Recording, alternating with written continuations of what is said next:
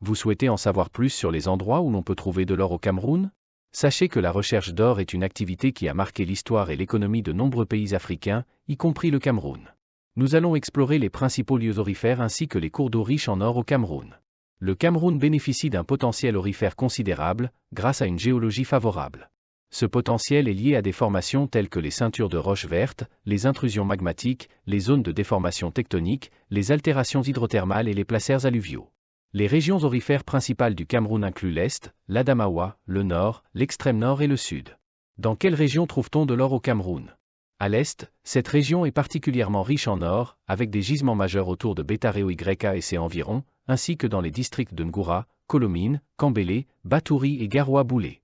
Les communautés locales y pratiquent l'orpaillage, tant artisanal qu'industriel. L'Adamawa, on y trouve des gisements importants à Meganga, Legalgoro, Tigré et Fell. Cette région est caractérisée par des formations géologiques propices à l'orpaillage, malgré des conditions d'exploitation souvent rudimentaires. Le Nord, la rivière Mayoré est une zone traditionnelle pour l'orpaillage, avec des sédiments contenant de belles paillettes d'or. Les communautés locales exploitent ces dépôts depuis longtemps. L'extrême Nord, des indices d'or ont été trouvés à Biem. Bien que moins connu, ce secteur présente un potentiel intéressant pour des explorations futures. Le Sud, les régions d'Akom et Mintom sont également riches en placers alluviaux d'or, offrant une source importante de revenus pour les communautés locales. Quels sont les cours d'eau aurifères du Cameroun? La Kadé, située dans l'Est, cette rivière est connue pour ses dépôts alluviaux d'or, notamment autour de Betaréo-Yka, Ngoura et Kolomine. Les orpailleurs artisanaux exploitent ces sédiments avec des techniques simples. La Lom, affluent de la Sanaga, elle traverse une région aurifère dans le centre-sud, avec des sites d'orpaillage traditionnels, surtout autour de Mbankomo.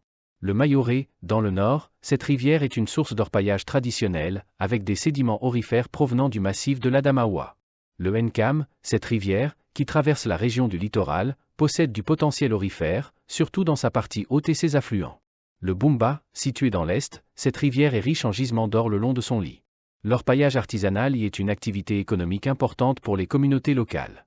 En plus de ces rivières majeures, d'autres cours d'eau comme le Kébi, le Djerem, le Bani, le Mingo et le Sanaga sont également prospectés pour leur potentiel aurifère.